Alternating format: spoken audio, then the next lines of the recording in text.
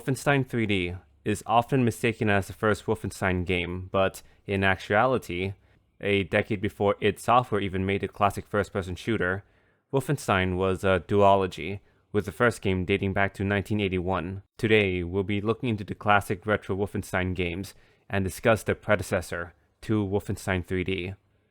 Our story starts with one Silas Warner, born August 18th, 1949. Silas Warner, despite being the founding father of Wolfenstein and playing a central yet indirect role in id Software's rise to glory, many don't know about him. When people think of Wolfenstein, they think about the crazy, outlandish take on World War II, with zombies, mecha robots, and what have you. Or originally, the Wolfenstein IP was a traditional World War II game. No craziness to be seen. Silas Warner worked at Muse Software, an American video game company founded in 1978, based in Baltimore, Maryland. Silas Warner initially conceptualized the original Wolfenstein game as being set in the 1980s. Right off the bat, he was writing a science fiction type of game, as he saw that there was enough games like that in the market. He finally came up with the setting for the original game once he saw a film on television, the 1961 Anglo-American war film, The Guns of Navarone. For context, The Guns of Navarone is about an Allied commando team during World War II, infiltrating and destroying a German fortress that is causing trouble for Allied shipping. The inspiration was taken from the film, and as well as this, he played the arcade game Berserk, which was an arcade title where the player navigates through mazes, kills robots, and moves on to the next room. Though in the Wolfenstein games, he replaces the robots with Nazis. Warner decided to make the game about avoiding enemies and escaping the area. He also implemented randomly generated rooms to make every new game feel different. Warner recorded his voice for the in-game speech, and in a final result was Castle Wolfenstein, released in 1981 for the Apple II, Atari 8-bit, Commodore 64, and was also ported to the docks 3 years after the others.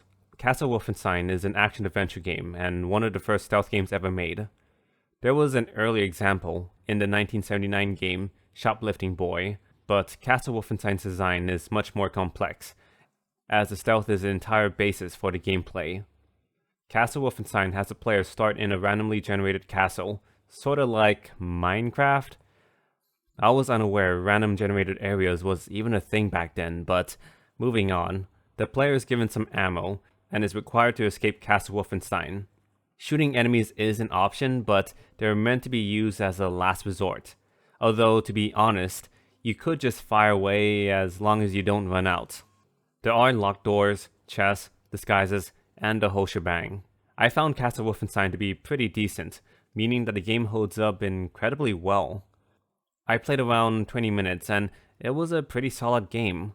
I can see how it's pretty influential, as games like Metal Gear Solid was inspired by the design of this game. Even though the controls took some time getting used to, it's still a solid foundation for stealth games in general. The game is said to have sold around 50,000 copies by 1983. Doesn't sound like a lot, but this is the early video gaming era we're talking about.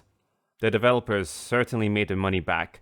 Critics and players enjoyed the game, as it became an extremely popular computer game for its time.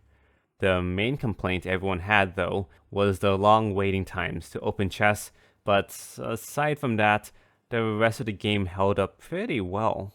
Muse Software also came out with a sequel 3 years later called Beyond Castle Wolfenstein. The sequels were co-developed by 3 people, Silas Warner included. It expands on the first game with improved graphics, tweaks, and minor improvements to the original game, including alarm posts that would be rung by guards and alert enemies to your presence. The sequel is loosely inspired by the July 20th plot in 1944, in which conspirators try to kill the Führer of Germany at the time. You know who I'm talking about.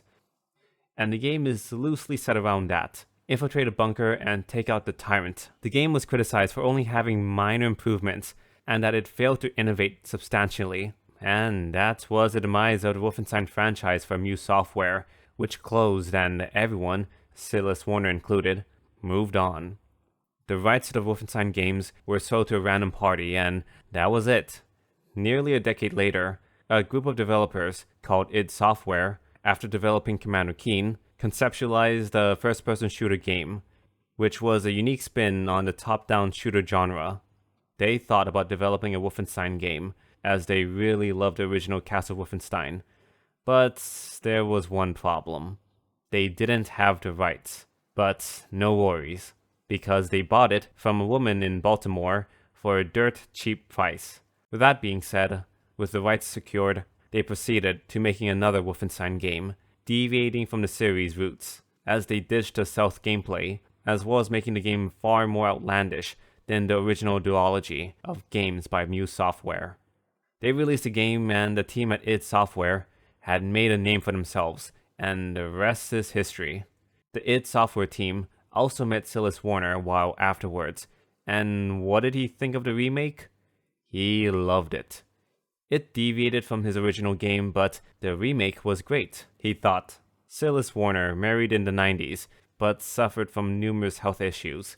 He unfortunately passed away on March 3rd, 2004, from kidney disease. By that point, Return to Castle Wolfenstein, released in 2001, combined both the first-person shooter and stealth mechanics, getting the best of both worlds. And that wraps up today's video.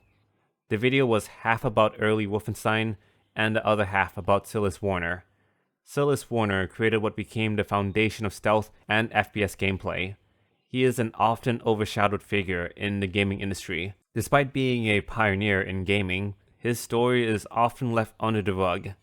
Hell, the first time I even heard about Warner, or the early Wolfenstein game, was because I saw a retrospective video on them.